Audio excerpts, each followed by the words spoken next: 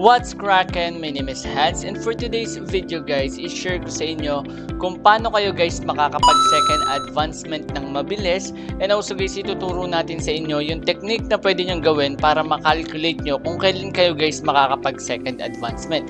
So sa mga magtatanong guys, ano ba yung second advancement? So eto guys yung second advancement.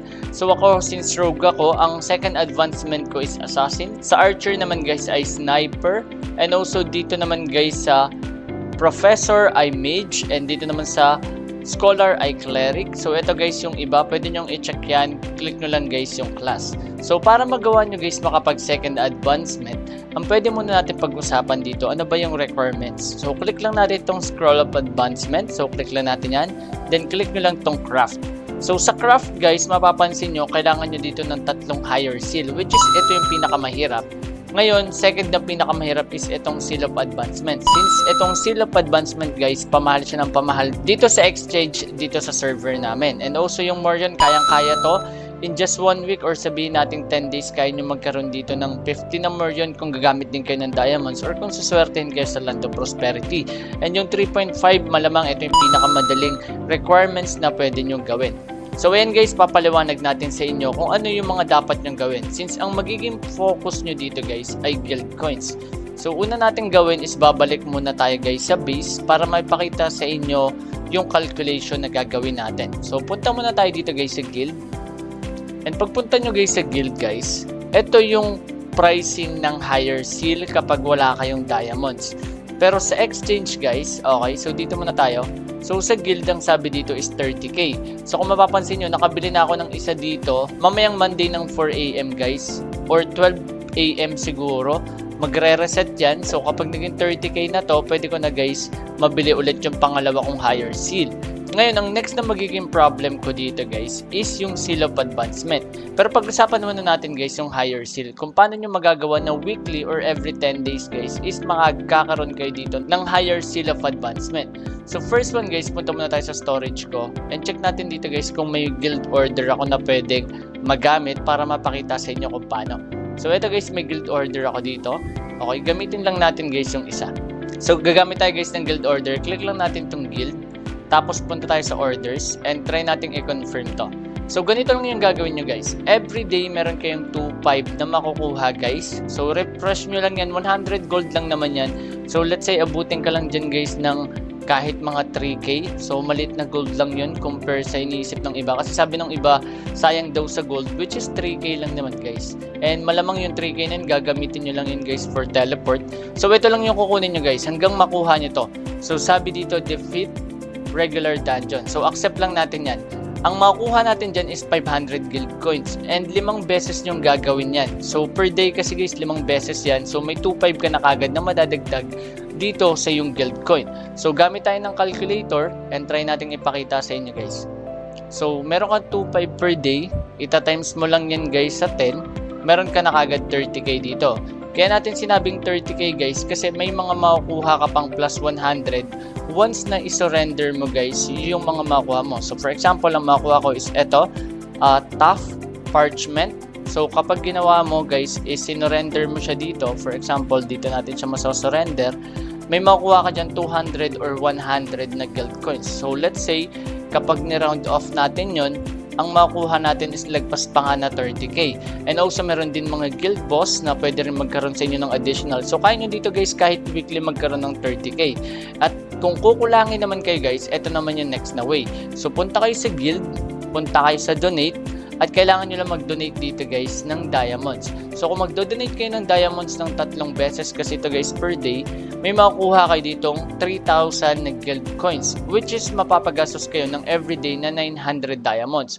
Yung 900 diamonds, hindi ko lang alam kung kaya siyang ma-earn ng 900 per day or siguro lagpas na 900 diamonds per day. Pero meron akong pinagkukunan dyan ng diamonds, which is pwede kayo pumunta ng Celano Village, tapos punta lang kayo dito guys sa Spears Route Airfield. Dito kayo guys mag-farm, or kahit dito guys. Nung una medyo mahal pa siya eh. Nung una maabot ako ng 1.5 dyan per day. Pero yun nga, medyo bumaba na. So kung buong araw kayo magpa-farm dyan. So let's say 8 hours kayo magpa-farm dyan. Kaya nyo magkaroon dyan guys ng mga 400 to 500 diamonds. Kasi malamang may mapulot kayong alluvial, maraming fresh fish, or omninuscal, and also itong event seeds. Kasi itong event seeds guys, medyo nagmura na siya. So ako, ang ginagawa ko, na-craft ko na siya since mura lang din naman siya today. So kapag nagmahal, mas malaking kikitain nyo. And also guys, kapag nagkaroon kayo na itong accessory enhancement scroll, pag na-loot nyo yan, pwede nyo mabenta ng 30 diamonds yan. So ayun, mga additional na pwede nyo gawin. So yung lugar kasi na yun guys, madaling magkaroon doon ng loot. Kaya sinasuggest ko sa inyo mas okay doon. Pero kung may iba kayong mapa na pinagkukunan ng diamonds, pwede nyo gawin yun kahit sa BF guys. Kaso hindi kayo makakapag-AFK doon kasi maraming pamapatay. So ayun yung way nyo guys para magkaroon kayo. And next one guys, sa Seal of Advancement. Ito naman yung next nating question. So paano naman sa Seal of Advancement? Sa Seal of Advancement guys, kailangan nyong bumili dito malamang. At second guys, kailangan nyo dito mag-farm. So saan nyo ba to pwedeng ma-farm guys? Pwede nyo to guys ma-farm sa BF and also sa Irleta, sa Masarta. Ito guys yung BF, yung Kildebat. Ito sa Masarta Cave. Ayan, meron yan guys sa 2. Ayan, meron din sa 1. And also meron din yan sa Irleta. Sa Irleta medyo nahihirapan ako. Pero sa Masarta Ice Cavern guys, ayan, medyo nakakuha ko dyan ng Seal of Advancement 2. And also Papyrus. Yung Papyrus para yan sa mga rare items na gusto nyo. Ayan guys yung pwede nyong pagkunan. So kung mapapansin nyo, Masarta, Irleta, and also Kildebat. So pwede nyo rin naman i-click yung dungeon guys. And also sa mga boss, sa mga mini boss, may makuha din kayo nyan. Pero kung gusto nyo nang mabilisan, sa amin, ang pinaka-effective way para sa akin is dun sa Battlefront or sa BF. So ayun naman yung next nating sagot dun sa question na Seal of Advancement. So next one guys, ito namang Morion. So yung Morion, napakahirap makakuha ng 50 niyan. Pero syempre, 1 month ka naman mag-grind dito, malamang kakayanin mo tong 50 na Morion. Pero kung hindi mo kayanin, may isa pang way. Kaso by chance lang to. Sa guild nyo guys, click nyo lang tong letter I na yan. Possible na makakuha kayo dito ng gold chest. Ang pinaka nakakuha pala ng gold namin is etong silver chest. And yung silver chest na yan guys, nagkaroon ako dyan ng 15 na Morion.